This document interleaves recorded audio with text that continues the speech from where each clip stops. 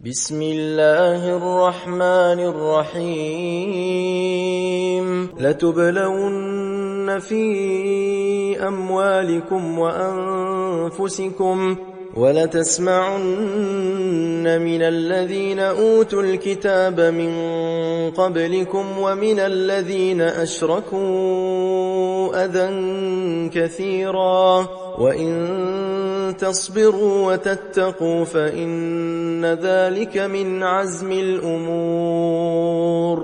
وإذ أخذ الله ميثاق الذين أوتوا الكتاب لتبيننه للناس ولا تكتمونه فنبذوه وراء ظهورهم واشتروا به ثمنا قليلا فبئس ما يشترون.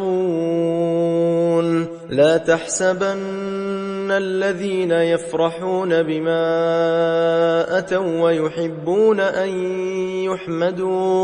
ويحبون أن يحمدوا بما لم يفعلوا فلا تحسبنهم بمفازة من العذاب ولهم عذاب أليم.